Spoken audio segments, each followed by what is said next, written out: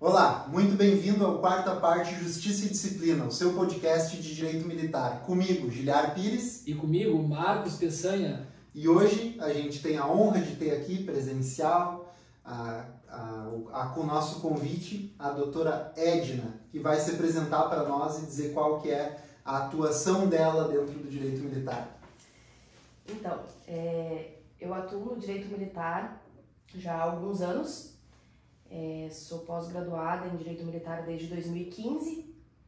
Atualmente estou fazendo um mestrado em Criminalística e atuando efetivamente na Justiça Militar Estadual desde 2020.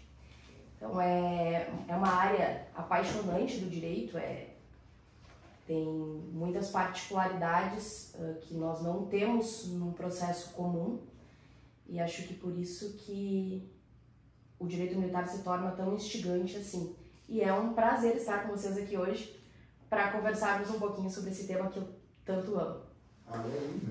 Prazer é nosso, né, de receber. Já tivemos na semana passada convites, participantes também de muita valia, assim, agregando muito para o nosso projeto, né? E daqui para frente, cada vez mais, a gente vai tentar trazer advogados, enfim, dentro daquele contexto que a gente fala, né?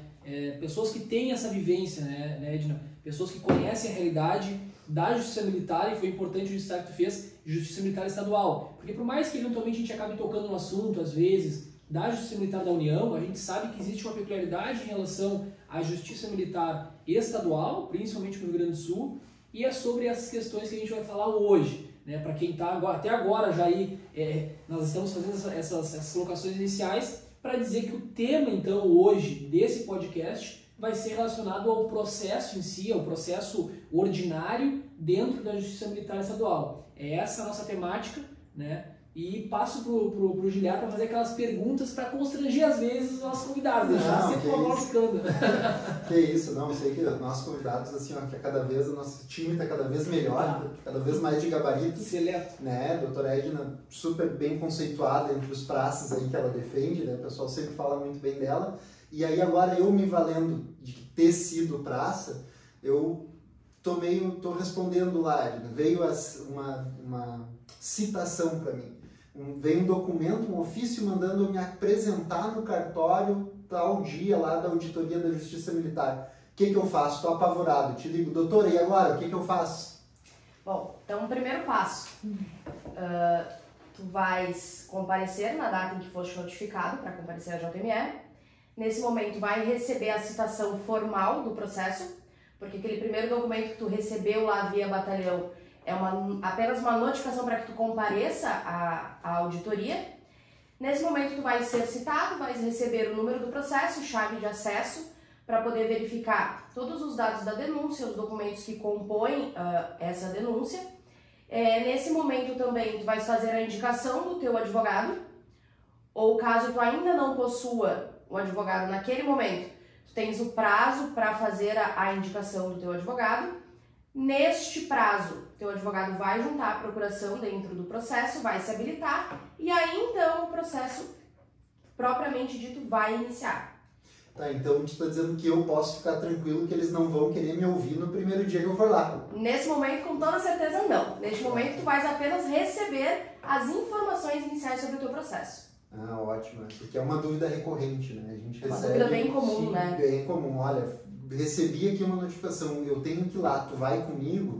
Não, calma, relaxa, tu só vai pegar a tua citação e a partir daí que começa a brincadeira, né? E é importante que se diga, assim, né? Tem várias nuances essa questão inicial, assim, mas já aconteceu, como diz o Giliar, é raro, mas acontece muito, né? Daqui um pouco o praça chega lá, paisano, né? Ou às vezes vai de bermuda e tal, ele está no ambiente, né, na Justiça Militar, então os atos que ele vai ser chamado para comparecer, ele tem que ir devidamente fardado. Eu acho que essa é uma questão importante ser colocada para evitar algum entrave, algum mal-entendido, ou às vezes até um problema. Constrangimento. Um constrangimento, né? Então ele vai no JME, independente se for para citação ou se for para audiência, ele tem que saber, claro, com exceção ali do pessoal sendo inteligência, que tem esse aval de estar indo lá paisano e tal, mas obviamente sem utilizar bermuda, é uma questão de vestimenta que não é propriamente o tema da nossa do nosso episódio, mas é importante que seja dito, porque abarca essa questão de quando o militar se depara, né, com esse momento de, bom, eu tenho que comparecer até a auditoria. O que eu tenho que fazer? Vou fardado, vou paisano, né? E aí às vezes o pessoal tá de férias. Essa é uma pergunta que a gente sempre recebe também, né? Doutora, preciso ir fardado? Sim. Preciso ir fardado para receber a notificação? Tenho que ir fardado na audiência? Sim.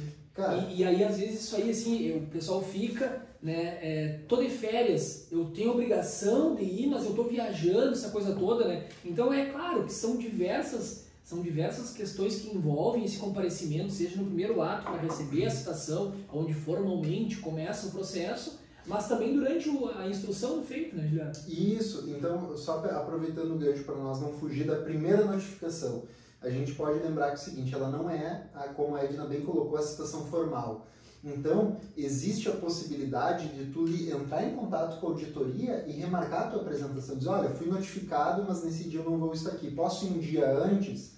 E já fica a dica, né? Vão um dia antes, não deixe para um mês depois. Não posso ir um dia antes, posso ir de tarde, porque esse é um ato burocrático de citação, né? Ele não precisa ser naquela data, naquele horário.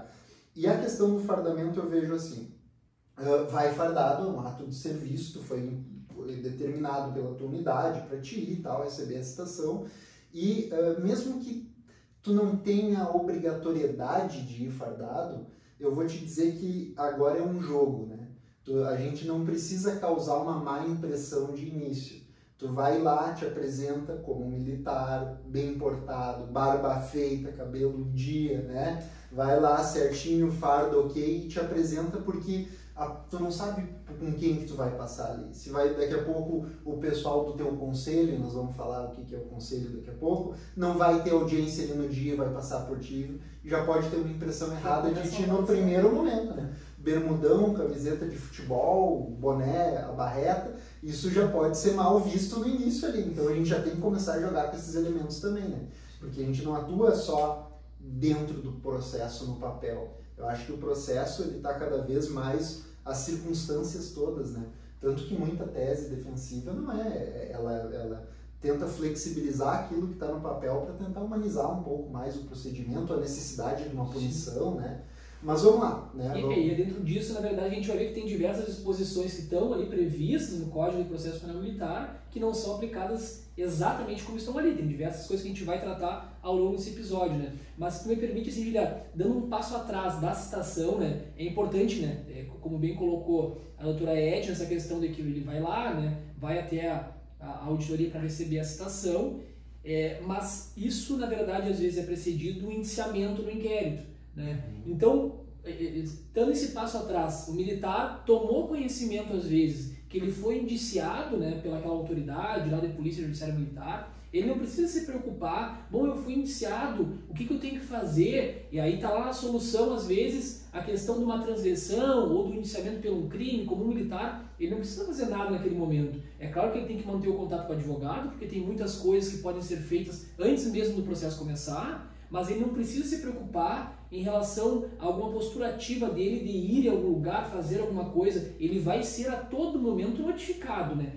Do primeiro ato processual até o último. Ele sempre vai receber as notificações, as requisições de comparecimento, né? Sim, sim. E é uma coisa que a gente defende muito aqui, é que IPM tu tem que ser acompanhado. E se tu foi acompanhado pelo militar, pelo teu advogado, tu militar, foi acompanhado pelo advogado no IPM, a hora que tu receber o teu indiciamento, tu não vai te assustar, né? Porque tu já vai ter sido orientado ou tu vai conversar com o teu advogado. Mas eu costumo dizer que se tu tem que correr quando acontece o indiciamento, é porque tu tu esperou a coisa acontecer e não agiu preventivamente. Porque tu não atuou quando deveria, né? Exato, né, doutor? Mas assim, não é muito tempo que a gente vai falar hoje, mas deixa eu perguntar, atua muito em inquérito? O pessoal tem procurado muito inquérito? Sim. Tem?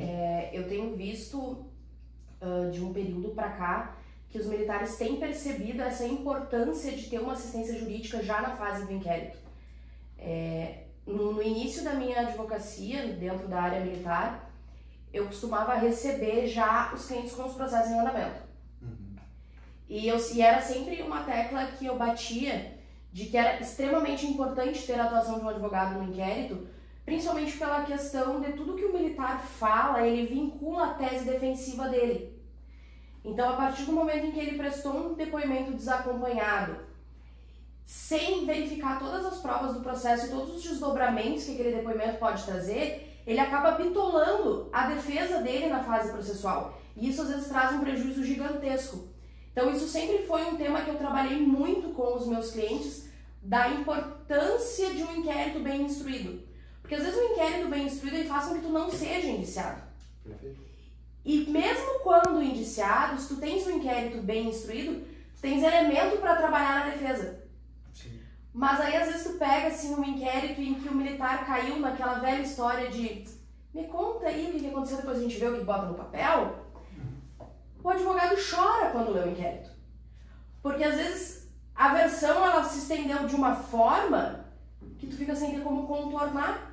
Às vezes um fato simples se torna algo gigantesco. Então ter um advogado na fase inquisitorial, ela é de suma importância.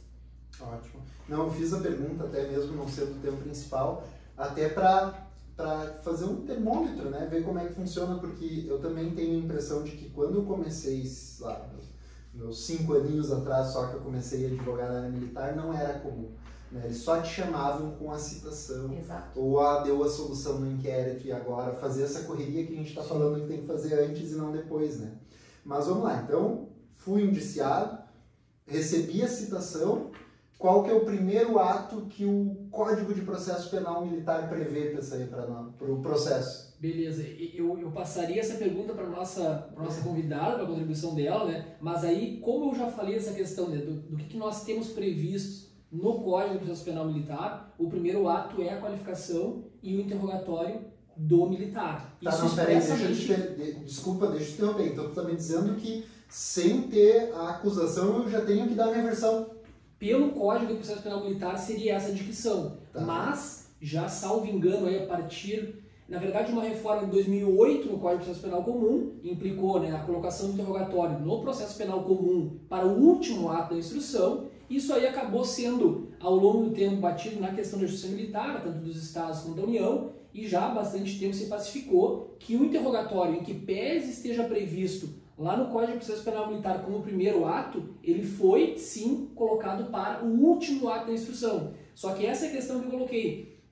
Quando o militar, né, ou a pessoa que estuda teoria, vai ali e olha, bom, mas está no Código de Processo Penal Militar, que é o primeiro ato do processo. Vai ser designada audiência e o militar vai ser interrogado em pé, né? Tá previsto isso, né?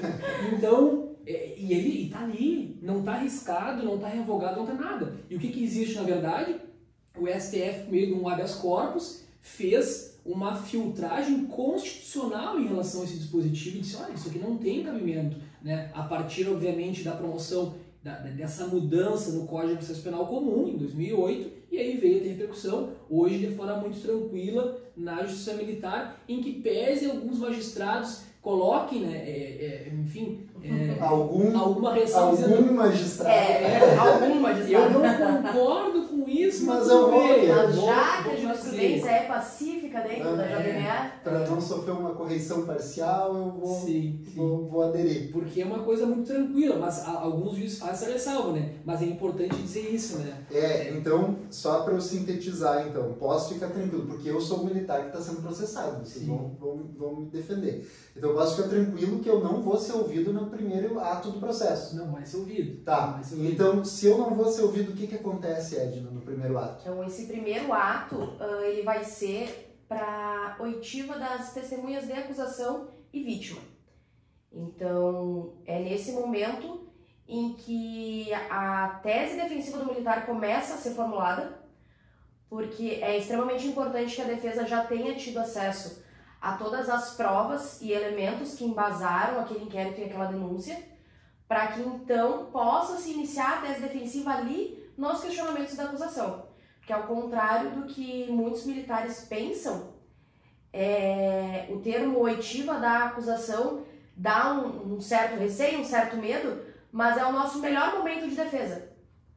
Porque quando se tem uma acusação falha, lá na frente aquela denúncia não vai prevalecer. Então, se consegue descaracterizar alguma coisa da acusação neste primeiro momento de audiência, tu tens grande probabilidade de uma absolvição lá na frente.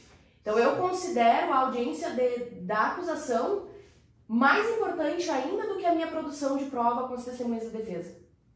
Sim, sim. E aí agora tu falando, me veio meia dúzia de nomes de militares já que quando eu defendi diziam assim, mas tu vê, fulano vai ser testemunha de acusação e era meu amigo, a gente trabalhou junto. Daí, né, o que eu digo? Ou então, mais pra frente a gente vai falar sobre o rolamento de testemunha de defesa, mas olha só, como é que eu vou chamar fulano para ser meu testemunha de defesa se ele não se dá comigo? A gente tem que entender que o termo testemunha de acusação e testemunha de defesa é quem chama aquela pessoa ao processo. Exato. Não quer dizer que é meu amigo ou meu inimigo, né? Quer dizer que a acusação entende que aquela pessoa tem uma coisa importante a falar ou a defesa entende que aquela pessoa tem uma questão importante a esclarecer, que pode ser, inclusive, uma pessoa que tenha que seja contra a tese defensiva, mas que a defesa entende que é importante a gente ouvir ela para esclarecer algum fato. Né? E independente da intenção dessa testemunha, se ela tem a intenção de ajudar ou prejudicar o réu. Porque a testemunha ela tem a responsabilidade de falar a verdade, sob pena de cometimento de crime, né? Sim. Então, independente da tua relação com a pessoa que tem algum envolvimento com o fato que está sendo discutido, ela vai ter essa obrigatoriedade de falar a verdade. Então não precisa ter medo de arrolar alguém que tem alguma vinculação com o fato pensando que ela vai poder lhe prejudicar. Sim, perfeito. Ótimo. É importante colocando esse cronograma. Então, o brigadiano foi lá, foi citado, é marcado um dia para a oitiva da vítima, se houver ali a vítima, enfim, e testemunhas de acusação. Nesse momento, então, doutora Edna, o brigadiano não vai ter que falar, explicar nada, ele pode ficar tranquilo em relação a isso. Neste momento ele vai apenas comparecer à audiência e ficar lá quietinho no cantinho dele só assistindo. Nesse momento ele não se manifesta. Perfeito. Tá, então se o primeiro ato ele é marcado para ouvir as testemunhas de acusação, quando que eu vou poder arrolar as testemunhas de defesa? Encerrada a audiência da oitiva das testemunhas de acusação, abre então um prazo de 5 dias para a defesa para arrolar suas testemunhas. Então é bem importante que o militar já comece a pensar em quem serão as suas testemunhas de defesa assim que ele recebe a citação. Porque o prazo que se tem entre a oitiva da acusação e a apresentação do rol, ele é muito exíguo. Então nós não podemos esperar que essa audiência aconteça, saia a intimação para a defesa para que então o militar vá pensar quem são as prováveis testemunhas dele. Então eu acredito que é uma atuação importante do militar já começar a pensar nisso assim que é citado. E ir discutindo isso com o seu advogado. Porque às vezes o militar tem o entendimento de que precisa, como nós estávamos falando antes, que ele precisa trazer alguém que queira que ele se dê bem naquele processo. Então é muito importante que tu indique o nome das pessoas para o teu advogado e diga, olha, doutor, eu acho que esta pessoa pode servir de prova no fato X. Daí tu vai ser questionado como militar. Essa pessoa, ela viu o fato? Ela tem conhecimento? Ela tem interesse? Ela não tem interesse? Ou ela é apenas uma testemunha abonatória? Então, todas essas questões elas precisam ser discutidas com calma para verificar, dentro da tua tese defensiva, qual a melhor testemunha que se encaixa. Perfeito. A questão da testemunha, eu bato muito na tecla com os guris, e eu não sei se acredito você também, que é o seguinte, tu me passa todo o contexto e que eu vou filtrar quem a gente vai falar. Né? A opção de quem nós vamos ouvir ou não cabe ao advogado. Exato. Em cima da tese. Então, por mais que o militar ache que não, olha só, não quero ouvir fulano, não quero ouvir ciclano, não, olha só, vamos lá. Quem vai definir quem nós vamos ou não vamos ouvir de acordo com a tese que eu estou fazendo para ti, sou eu em cima do que tu vai falar. Então, é interessante que tu, praça, que esteja nos ouvindo, a hora de relatar os fatos, tu abre o teu coração. Tu abre o teu coração, diz fulano viu, ciclano viu, fulano sabia, Beltrano comentou tal coisa com ciclano que ouviu falar, porque daí a gente faz esse filtro que às vezes uma coisa que para ti pode parecer uma bobagem, alguma coisa que não tenha muita relevância, pode trazer em si uma nulidade no inquérito que derruba toda acusação, ou pode trazer em si algum elemento importante para nós produzir uma prova que contextualmente vai implicar naquela defesa que a gente está fazendo. Então, o importante é, abre o coração, conta tudo, que daí a gente faz o filtro, né, do que vai e o que não vai ali pro processo. Lembrando essa questão, principalmente de abrir o coração, lembrando que aquilo que é dito dentro do nosso escritório morre ali dentro. Mas nós jamais podemos ser surpreendidos no curso de um processo com alguma informação que nós não tínhamos conhecimento. Já aconteceu em processos comigo de estar no meio da audiência e a testemunha de acusação trazer uma informação e eu olhar para o militar e dizer assim, isso é verdade? E o militar só baixar a cabeça para mim e fazer que sim, e eu dizia, agora, faço o quê? Porque era algo completamente diferente da versão que ele me trouxe. Então, às vezes, quando é um fato mais grave, talvez o militar fique um pouco com receio, um pouco com vergonha, enfim. Eu sinto isso, às vezes, em alguns casos, a depender do fato. As pessoas, doutora, mas eu vou ter que lhe falar tudo. Mas, sim. Mas é que eu falar isso para uma mulher é chato, né? Eu sinto muito. Precisa falar, porque eu não posso ser surpreendida no curso da ação. Então isso eu acho que é o ponto primordial. Não importa o que o militar fez. Para nós é indiferente. Não importa se ele é culpado ou não. Nós vamos chegar de mãozinha dada com ele lá na JTM dizendo que ele é inocente.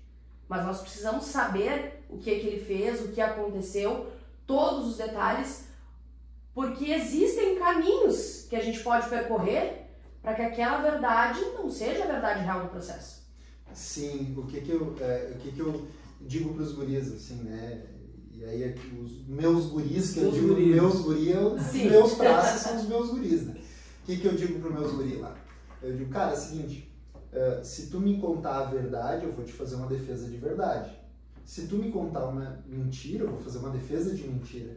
Né? E uma defesa de mentira pode não funcionar. Ela não se sustenta. Não se sustenta, né? E aí aqui a gente tem que tem uma frase de um advogado que eu gosto muito que diz assim, que o advogado, ele jamais mente, ele conta a verdade do seu cliente. Né? Então o meu cliente chega e me traz uma versão, nós vamos sustentar, nós vamos trabalhar com essa versão dentro daquilo que o caderno probatório me mostra. O serviço do advogado não é defender crime, não é defender criminoso, é defender a lei, a aplicação da lei e que as regras do jogo sejam cumpridas, né? É isso que a gente faz ali.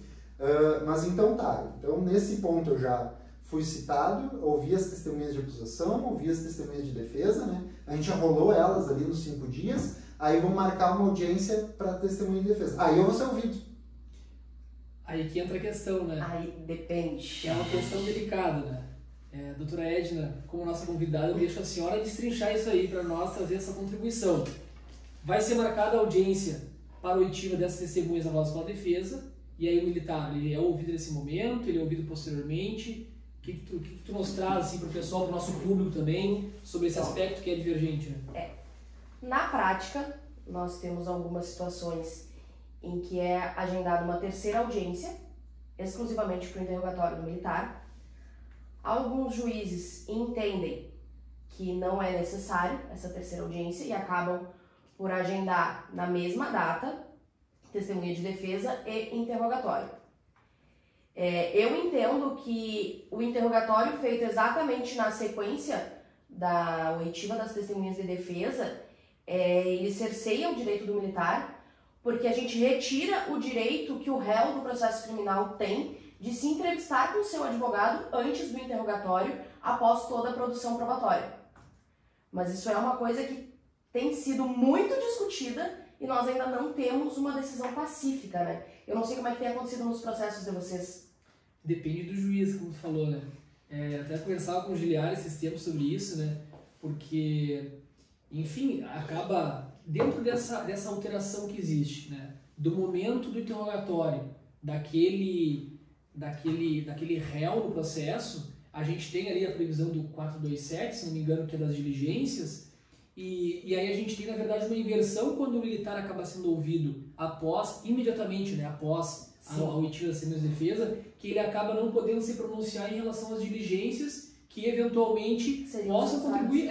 E aí a questão da autodefesa dele acaba ficando um pouco mitigada, né? Mas é claro, assim, existe um posicionamento divergente, né, até no tribunal em relação a isso, e tem alguns juízes que fazem de forma automática, colocando nesse mesmo ato, terminou as oitivas da defesa, bom, senta aqui, brigadiano, tu vai ser ouvido. Né? E aí fica essa divergência. Se o advogado postula, se entende, né? E nós conversávamos isso, Edgar, tem alguns casos que eventualmente não é necessário, um pouco, bom, vamos postergar mais, até porque eu conversava alguns dias com um magistrado da auditoria e falava, olha doutor, eu entendo que às vezes é melhor a gente acelerar o processo, dizer assim, e claro, ele não deixa de ter razão em partes, porque o militar está submetido a um processo, qualquer pessoa, né, está submetido a um processo, está numa condição às vezes, que às vezes não sempre, que não é agradável, ele está sendo submetido ao processo. E às vezes postergar, bom, eu tenho uma pauta, mesmo que a JME tenha celeridade, mas isso pode acabar postergando o processo, né? Enfim, estendendo um pouco mais. Mas aí se eu vejo, bom, é uma coisa que é imprescindível, eu preciso solicitar no 427, diligência e tal, para fechar a minha tese defensiva, e eu preciso que o meu cliente se manifeste depois disso. Bom, eu vou postular isso, seja previamente à audiência, seja na audiência, sempre como diz o Giliar, parafraseando o nosso advogado Jader Marques, que fala sobre a questão dos mantras da nulidade, fazer a referência, a consignação em ata de que a defesa, enfim, se insurge contra este ato, e já dizendo que é uma defesa, contraditória, aquela coisa toda, demonstrando por que vai causar nulidade, né? Mas é como diz o Giliar, não é em todos os casos. Dependendo de algum caso não vai ser necessário, e aí eu permito que isso acabe, até porque às vezes é bom o militar que ele acaba de ouvir todas as testemunhas, está com aquilo mais tranquilo na mente dele, em relação a algum ponto mais sensível, mas eu particularmente, e eu acho que compartilho da mesma maneira que tu, né, Giliar, são em alguns momentos que isso vai ser benéfico para a defesa, eu acho que na maioria deles, na verdade, sim, mas existem algumas situações que não, que eu posso deixar que isso ocorra dessa maneira, porque o processo é simples, não tem uma complexidade muito grande, não sei, Juliano. Assim, o que a gente sempre fala, né, do Alexandre Moraes da Rosa, do juiz da teoria dos jogos, né, tem muita coisa que não vai para o papel. O jogo, a gente começou o episódio e falei, olha, a questão do não me fardado é importante, não é importante, tem muita coisa que não vai para o papel. E o que eu acho que a gente carece de uma reforma processual e material do direito militar, criminal principalmente, né? Para nós regular essas coisas que ficam no limbo, né? Porque tem um juiz que já marca a oitiva de ouvir testemunha de defesa e o interrogatório do réu, beleza, em alguns casos ok, em alguns casos eu vou me opor. Tem um juiz que diz não, mas assim, o que eu vejo que a praxe depois dessa decisão do STF, é marcar o interrogatório depois das testemunhas e antes do 427, que é o prazo das diligências, né? Então, em tese, o militar, na maioria dos casos, ele não se manifesta sobre algumas provas que foram produzidas ali, né? Óbvio, tem a maioria das provas do Ministério Público ali no 427, porque ele já fez na denúncia, seriam, quero ver um processo disciplinar, que ele junta um processo disciplinar relacionado aos fatos que ele respondeu, alguma diligência nessa simples, assim. Mas tem casos que são mais complexos, né? Daqui a pouco uma interceptação telefônica, ou daqui a pouco um relatório de um inquérito que compõe só parte de uma interceptação e eu preciso da transcrição total dos áudios, da degravação total, né? E aí a gente vai ver qual que é o momento de pedir. Inclusive, né, aproveitando que a gente está falando sobre isso, que eu adoto uma seguinte postura, né? A Edna bem falou, né? Não dá para esperar as coisas irem acontecendo para a gente pensar quem que a gente vai ouvir, o que a gente vai fazer. Tu recebeu a citação, tu corre para o Peçanha e o Peçanha vai te orientar, diz, olha, vamos lá, vamos sentar, vamos destrinchar o caso para nós ver o que vai acontecer. Alguns casos tem diligência pendente, perícia em arma, ou mandar pedido de perícia para o IGP, não veio ainda a perícia da vítima, né? Um laudo num corpo de delito, enfim, qualquer laudo pendente, eu tenho adotado a postura de pedir a postergação da audiência de oitiva das testemunhas de acusação, porque eu, enquanto defesa, posso achar interessante fazer uma pergunta a respeito de uma diligência que não foi concluída. Que ainda está pendente. E aí olha o prejuízo que eu vou ter, né? Tem juiz que diz que não é necessário. Então que se consigne que a defesa vai ter o direito a chamar novamente a depor alguma testemunha de acusação caso ela se julgue necessário em razão do resultado da diligência que está pendente. Porque tem diligências, por exemplo, uma auditoria no sistema consultas integradas. Eles fazem um relatório e colocam um extrato do consultas do que interessa para a acusação, né, para caracterizar um padrão de consulta, alguma coisa assim, mas não me dão toda a figura, eu não sei tudo que tem. E aí vai para a denúncia a convicção do encarregado, sem que nós tenhamos ali uma prova que consubstancie aquilo. Então, sim, realmente, concordar com o prosseguimento do processo, sem que tenham retornado todas essas diligências, é com toda certeza um prejuízo gigantesco para a defesa. Sim, perfeito, esse é o ponto, né? E que a gente é o termômetro que mede quando é necessário e quando não é necessário fazer esse tipo de intervenção, né? Porque a gente tem alguns processos que eles não têm, gravidade não seria a palavra, mas... Complexidade. Isso, eles não têm uma complexidade tão grande que nos fazem, que nos fariam ter toda esta atuação, e não significa que a gente não está dando atenção para aquele processo. Porque às vezes o que o militar faz? Ele compara a atuação do advogado no processo dele e no processo do colega. E aí às vezes ele nos vê extremamente combativo, brigando com o oficial, pedindo produção de prova, pedindo suspensão, nulidade aqui e ali. E aí, mas doutora, e o meu processo? Por que a senhora está deixando a coisa correr? Por que está sendo tão tranquilo? A senhora está dando mais atenção para o meu colega do que para mim. Mas às vezes o militar precisa entender que, a depender da situação, vale a pena nós bancarmos todas as apostas, porque a gente já sabe que aquele processo é extremamente complexo e o risco de uma condenação é gigante. Então, bom, vamos para a briga com todas as nossas armas. E tem outros processos que a gente percebe que, olha, isso aqui é uma denúncia que ela não tem prova, ela não tem um embasamento cabal para uma condenação. Então, não vamos brigar. Vamos mansinho, vamos de boa, deixar com que o juiz se compadeça da tua situação. Sim. E isso não é o advogado que não está dando atenção para o processo. Às vezes aquele processo em que tu parece que está inerte é o processo que tu mais está dando atenção. Perfeito. Porque... estratégia também, às vezes, cada profissional... São as estratégias do jogo, né? Perfeito. E não tem certo e errado, né? Não existe. Tipo, um pouco obrigado, chega mal, Juliano. O PC é meu advogado, eu quero que tu fale tal coisa. Dá uma olhadinha no meu processo aqui e tal. Cara, tu pode olhar de uma maneira, eu olho de outra, a Edna olha de outra. E cada um tem uma visão e vai traçar eventualmente a sua estratégia dentro do que ele vê naquele processo, né? Então, é claro que pode haver, vamos dizer assim, um compartilhamento de teses de outros advogados, mas também pode haver cada um pensando e vendo uma maneira de atingir a absolvição, uma redução de pena, seja o que for. Né? Sim, sim. Mas a grande questão que fica cara, tu tem que confiar no teu advogado, né? Tu não pode, a relação cliente-advogado, ela tem que ser uma relação de confiança. Então, se tu tá respondendo um processo criminal, que é sobre o que a gente está falando, e aí tu começa a questionar a atuação do teu advogado, cara, faz um exercício para ti.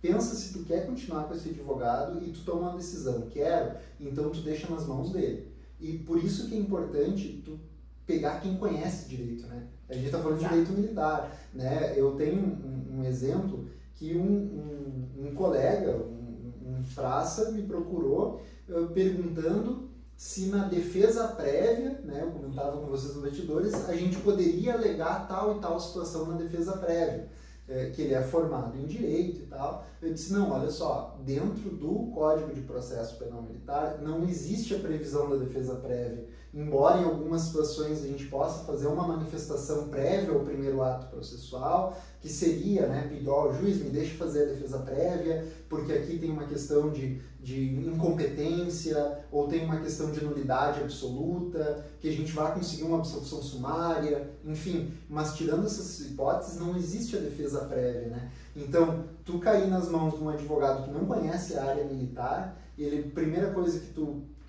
liga para ele e diz, olha, recebi uma citação e agora 10 dias para defesa prévia. E aí tu vai se perder, E por mais que seja um criminalista renomado, a justiça militar ela tem muitas particularidades. Então não é porque tu atuas no processo criminal comum que tu vai simplesmente chegar na JME, sem fazer todo um estudo de caso, sem estudar o direito material, sem estudar o direito processual, sem fazer todo um estudo jurisprudencial sobre o processo militar, que tu vais fazer uma boa defesa. Porque são dois mundos completamente diferentes. O processo criminal comum e o processo criminal militar. E infelizmente a gente vê muito colega brincando de ser advogado militar. Eu acho isso extremamente arriscado, porque num processo criminal comum, nós já lidamos com a vida das pessoas. No processo criminal militar, nós lidamos com a vida e com a carreira das pessoas. Então, um processo criminal mal instruído dentro da justiça militar pode trazer uma consequência gigantesca além da condenação criminal. Então, porque tem todo um reflexo dentro dessa área administrativa que pode acabar levando, inclusive, à exclusão desse militar. Então, procurar por um advogado que seja especializado na área é a melhor coisa que o praça faz. Ele vai estar pensando na carreira dele, não no processo de forma isolada. Perfeito, né? Tem que sempre considerar o processo e a questão disciplinar, né? O reflexo desse processo. Exatamente. Na carreira. Então, a gente passou aqui por várias etapas, já ouvi, a gente já falou de interrogatório, vai ser, não vai ser. Bom, alguma questão mais sobre interrogatório? Não, eu acho que a resposta para o interrogatório é essa, né, pessoal? O militar tanto pode ser ouvido imediatamente após as testemunhas de defesa, ou pode ser ouvida no outro dia que vai ser marcado. Isso ele tem que estar alinhado com o advogado, e eu faço mais uma vez, a doutora Edna falou, o Juliano falou, e eu vou repisar isso. A confiança é o elemento que vai estruturar a relação do cliente com o advogado. Se o cliente não está se sentindo à vontade, eu não sei o que vai acontecer, o meu advogado não isso ou aquilo, ou tu conversa com ele, ou tu procura um outro profissional. Porque a pior coisa que tem é tu ficar nesse meio termo. Então, assim, mesmo que não seja o objeto principal do nosso podcast desse episódio, isso é importantíssimo para qualquer podcast, para qualquer área do direito. Em qualquer área do direito. É a relação, o que estabelece a relação entre o advogado e o cliente é a confiança. Então, beleza. Essa questão do interrogatório vai variar conforme o juiz, conforme o processo, conforme o advogado queira, postule, não postule, entenda que é conveniente ou não, né? E aí, depois desse momento, o que vai acontecer, doutora Edna? Chegamos nesse momento, foi ouvido, passou o momento do interrogatório. Desculpa, me deixa fazer um parêntese antes só, a respeito do interrogatório. Tu falou no início sobre a flexibilização das normas do direito processual militar, tipo, interrogatório, ouvido em pé, primeiro ato do processo.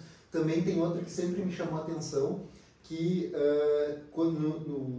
pelo Código de Processo Penal Militar, o militar tem que ser advertido antes do interrogatório que o silêncio pode ser usado de forma prejudicial a ele, né? Então, para mostrar que é um Código de Processo pré-constitucional, pré-constituição de 88, e que esse artigo ele não foi recepcionado, porque a gente tem o direito ao silêncio como um direito constitucional, um direito fundamental, que ele não pode jamais ser interpretado de forma prejudicial. Então, tu pegar alguém que não é familiarizado com essas questões, vai achar um absurdo a existência e é capaz de comprar uma briga em audiência antes mesmo do ato do interrogatório por causa de um dispositivo que perdeu a eficácia, né?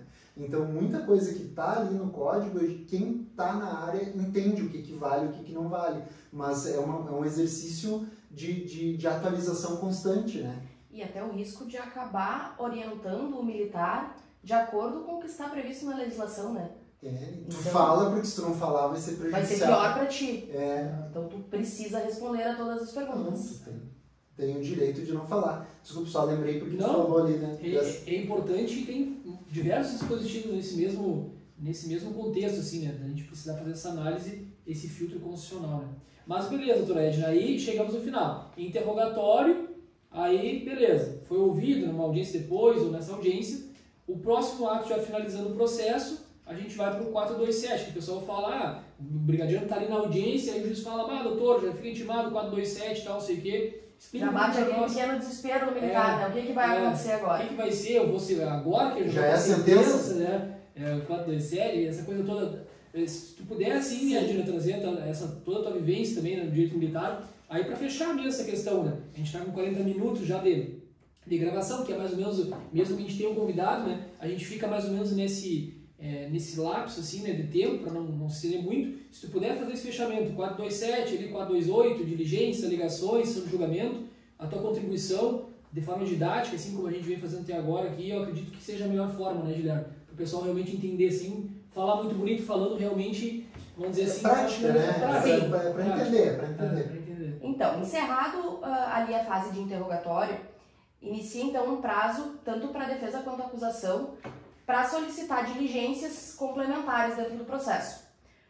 Essas diligências, nós podemos fazer tanto juntada de documentos que o militar entregue diretamente à sua defesa, nós podemos solicitar documentações, perícias, enfim, todas as provas materiais que forem necessárias para a produção, para consubstanciar a defesa. O momento de se solicitar é esse. Existem situações, como até o Giliar comentou antes ali, que a gente faz essa solicitação de diligências no momento anterior. Então, a depender da prova que se pretende, ela obrigatoriamente não precisa esperar o prazo do 427 para ser solicitada. Mas, pelas regras do processo, é após o interrogatório que se faz essa solicitação.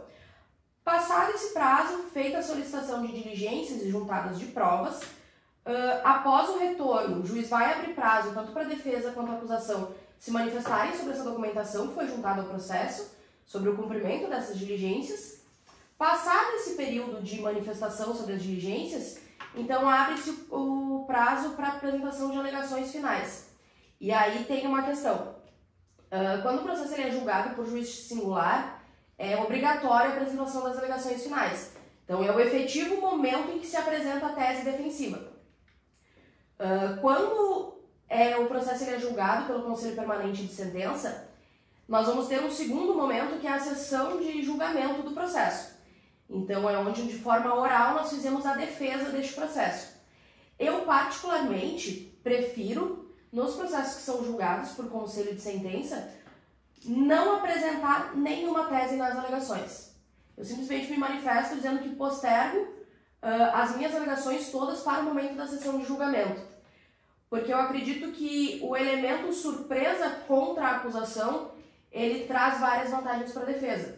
Embora eu já tenha visto alguns colegas que prefiram trazer o início da sua tese defensiva nas alegações e repisá-las na sessão de julgamento. Isso é uma coisa particular da minha atuação.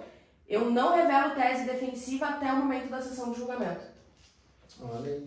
Sessão de julgamento, PC. Eu acho só fazer um parênteses até pro praça entender essa questão, né?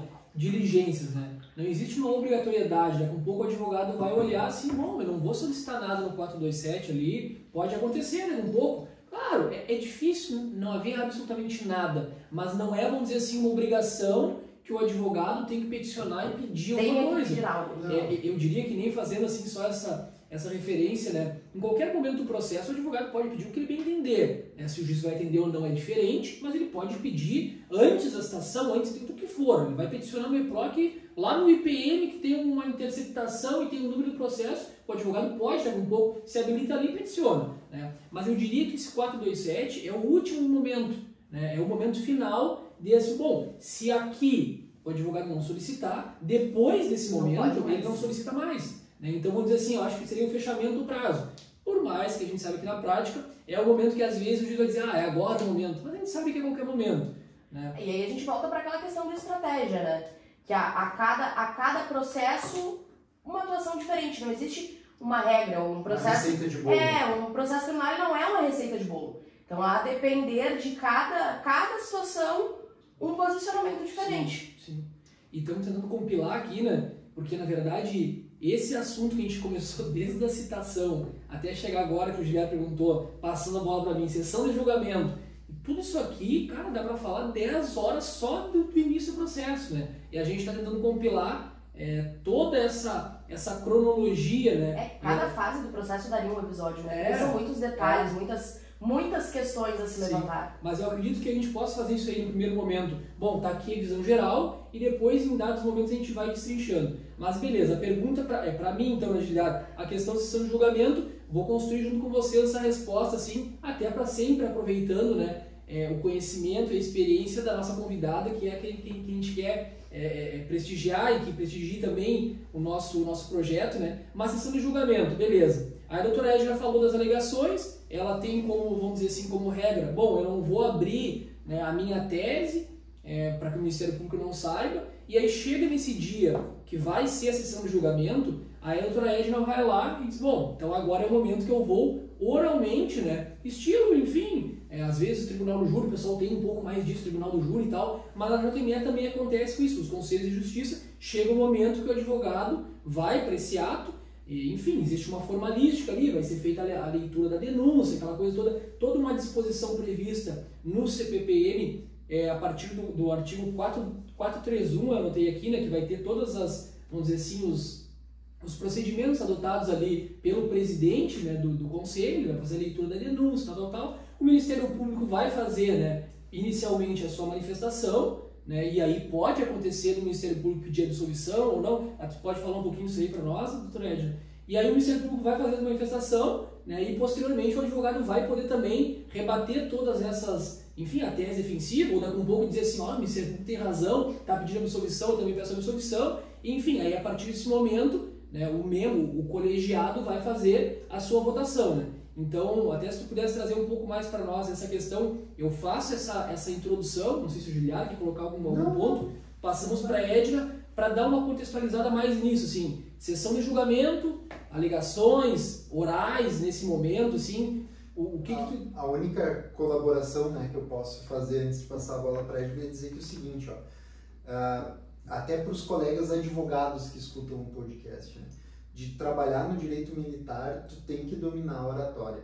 Tu não pode, porque existem características, né? Cada profissional tem característica. Tem um cara que é o mais, que é o cara das petições, que gosta de estudar, criar tese, desenvolver. Tem outros que são mais da oratória, já não gostam mais muito de ficar sentado. Mas quem trabalha na área militar tem que fazer dos dois, tem que se virar. Precisa fazer dos dois. Por quê? Porque ele ainda tem muita oralidade, né? Tem muita... A sessão de julgamento, olha só que interessante que a doutora Edna trouxe. Ela não apresenta a tese escrita e aí olha a responsabilidade que é tu apresentar a tua tese somente na hora de fazer a alegação oral. Porque tu vai ter que explanar tudo aquilo que um advogado fica um turno, um dia fazendo, às vezes dias, dependendo da complexidade do caso, fazendo a tese defensiva, tu vai ter ali aquele espaço curto de tempo para sintetizar e trazer,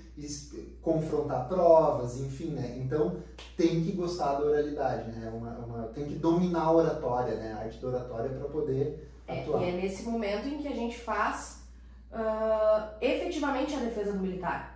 Porque até então nós estávamos construindo o que embasaria a nossa tese defensiva, que é apresentada somente ao final do processo.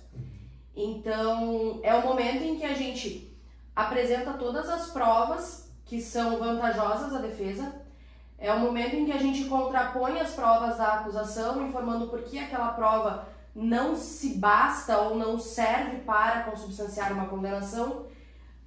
É o momento em que a gente precisa trazer a atenção do presidente do conselho de sentença e do próprio conselho para a oratória daquele advogado. Não pode ser um discurso maçante, porque a partir do momento em que tu traz um discurso que não se mostra interessante para quem está ouvindo, talvez pontos importantíssimos da tua tese defensiva sejam simplesmente abstraídos por quem vai julgar. Então, além de todo o conhecimento que o advogado precisa ter do processo, do direito material, do direito processual, o advogado precisa ter também aquele tino de perceber quando o seu discurso está fazendo com que as pessoas se afastem dele. E tem a técnica de oralidade para chamar a atenção daquelas pessoas que estão fazendo o julgamento. Então, é o momento que eu julgo mais importante do processo. E é um momento muito bom de atuar, né? Eu acho que é um dos ápices. Incrível. É incrível, né? E o frio na barriga também, né? Porque a partir dali tu vai ter, né? Às vezes o acolhimento da pretensão de absolvição, ou vai sair dali condenado, né? Eu confesso que a adrenalina me instiga. Então, pra mim, é o momento preferido do processo. Não, perfeito. Tá, mas então acho que só para encerrar, não vou passar a bola para vocês, porque você me acusa, não, o Giliar sempre larga picando pra gente e tal, não. Eu vou só esclarecer um ponto que eu também, a gente conversava aqui, eu disse, olha, eu também no início tinha uma certa dificuldade para entender, que é a diferença, né? Para o militar saber quando ele vai ser julgado pelo juiz singular e quando ele vai ser julgado pelo conselho, né? E aí o conselho, a gente tem o conselho permanente e o conselho especial, que também a gente pode, só pensando, o conselho permanente vai ser oficiais que são designados para ficar naquele semestre, né? São 6 meses ou 3 meses? 3 meses. 3 trimestre, então, que eles são designados para ficar naquele trimestre vinculados à auditoria e julgar todos aqueles processos que forem julgados naquele espaço de tempo. Então, são oficiais previamente designados. Um conselho especial, ele é um conselho formado para julgar principalmente oficiais em razão da necessidade dos membros do conselho serem mais antigos do que aquele que está sendo julgado. Então, como que eu vou julgar um coronel se um capitão, por exemplo, vai julgar um coronel? Não pode. Então, ele tem que ser um militar com ascendência hierárquica, por isso que ele é cooptado, o conselho especial ele é montado para aquele processo específico, né? Nesse ponto. Agora, quando que é conselho e quando que é juiz singular? O juiz singular ele vai atuar naquelas causas muito comuns, como por exemplo uma lesão corporal, onde eu tenho uma vítima identificada ou uma vítima identificável. É uma lesão corporal ou é uma lesão corporal culposa, um acidente de viatura, onde tem ali o lesionado, enfim. Nesses casos é o juiz singular. Naqueles casos em que eu não tenho, então, uma vítima identificada ou identificável, que seria crimes contra a administração pública, um peculato, uma prevaricação, esses crimes, eles têm julgamento por um conselho. É o conselho que faz o julgamento. Só para diferenciar, porque como a Edna falou, que muito militar compara o seu processo com o outro, aí ele vai dizer, não, mas por que o meu não teve sessão de julgamento? Não tinha um oficial lá? Por que o meu no meu não tinha oficial lá, o fulano falou que veio o capitão fulano de tal no dele? Não, porque são coisas diferentes que vai depender de cada processo. Né? Perfeitas as suas colocações, sim, Juliano, mas como tu falou, a gente também comentou em outros momentos, é muita coisa para falar sobre todo esse rito do julgamento, do processo ordinário, né? Mas também uma dúvida, às vezes, que eu já tive, e tenho certeza que muitos talvez passam por isso, em algum momento chego ali, audiência de instrução, oitiva enfim, testemunha de acusação, defesa, aí eu olho, tem 2 oficiais, às vezes, né?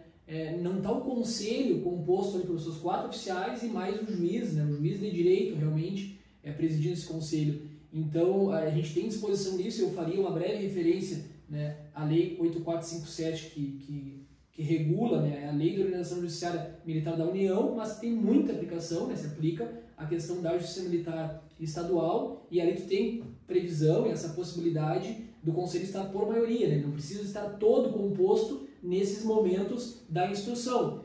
Obviamente, no momento da sessão do julgamento ele tem que estar integralmente ali, colegiado, né, mas via de regra eu acho que é uma prática, infelizmente não deveria ser assim, seria exceção o conselho não estar todo composto, né? Mas é normal durante as instruções tu não ter todos os membros ali, né? Enfim, a gente sabe que o oficial acaba não saindo também ali, não sai da escala, ele está ali como juiz, está na unidade dele, aquela coisa toda, acumulando muita coisa, mas também são breves apontamentos que eu entendo que são importantíssimos para quem nos ouve e busca um pouquinho mais de conhecimento, entender essa prática e desmistificar, né, Giliar? E Edna também falando assim, porque às vezes a gente fica... eu, quando comecei a me deparar com o direito militar, o Giliar também sempre fala muito disso, e eu acredito que tu também foi com essa dificuldade, assim, é difícil tu achar alguém que fale de maneira clara e sem criar, tipo, eu sou o dono desse conhecimento e eu quero que as coisas fiquem comigo, só debaixo do meu braço aqui. E a nossa proposta podcast, fechando já, é justamente falar disso. A gente está abrindo totalmente a caixa de Pandora. Né? E eu acho que é essa a ideia. Por isso que eu acho que se direcionando realmente para o final, né, Juliano? A gente agradece todo mundo que tem nos acompanhando, mandem dúvidas. Eu quero ouvir sobre o tema tal, eu quero, enfim, ter uma dúvida pontual sobre isso, grave um episódio. A gente tem recebido muito feedback, né, Juliano, sobre isso, sim. E a gente quer que isso continue, que aumente, para que realmente a gente atenda, vamos dizer assim, a finalidade que é levar o conhecimento para os praças. Né? Perfeito. Então chegamos na sessão de julgamento, ali vai sair a decisão. Vai caber recurso, não vai caber recurso, tu vai ter que acompanhar os próximos episódios, que uma hora a gente vai falar disso. Agora, o nosso objetivo principal aqui foi vencido, que era falar, explicar, desmitificar o que é um processo criminal militar, né, para quem não tem tanta essa intimidade com o direito processual militar. Edna, muito obrigado por ter participado aqui conosco, para mim é uma grande honra de ter aqui, a gente já atua junto em alguns casos, né, e eu admiro muito o teu trabalho e te agradeço por estar nos prestigiando hoje aqui com o teu conhecimento. Eu que agradeço o convite, foi um prazer estar aqui com vocês, eu acho que essa é como o Peçanha acabou falando ali, a gente tem uma dificuldade muito grande, muita coisa que eu aprendi no direito militar, eu aprendi na base da teoria do acerto e erro. A gente precisa dar a nossa cara a tapa para efetivamente aprender como as coisas funcionam, porque mesmo tendo feito uma especialização na área, essa especialização ela me trouxe simplesmente a letra fria da lei. Eu costumo dizer que a especialização que eu tenho, ela serviu apenas para que eu possa apresentar um título acadêmico. Porque o conhecimento em direito militar eu adquiri na prática. E acho que esse projeto que vocês estão fazendo ele é extremamente importante, tanto para os próprios militares, porque o militar que tem o conhecimento, ele se enrola menos. Perfeito. Então, eu acho que isso é fundamental. E uma coisa que eu vejo muito, assim, alguns colegas acham que os outros advogados são seus inimigos. Que eu não posso deixar que o outro advogado tenha mercado, que ele tenha espaço, que ele cresça, porque senão eu vou ser prejudicado. O mercado é gigantesco. Tem muito militar no estado. Nós não seremos prejudicados. Eu acho que um grande exemplo disso acho que são os processos que a gente acaba trabalhando em conjunto. E eu acho que isso é extremamente necessário nessa área. Eu acho que acabou a época em que nós tínhamos ali um grupo seleto, fechado. Qualquer advogado que queira vir para essa área, venha, arregace as mangas, estude e venha trabalhar porque tem mercado para todo mundo. Escute o nosso podcast para se preparar. Para se preparar, porque vai ter muita surpresa não agradável por aí. Isso aí, e vai ver.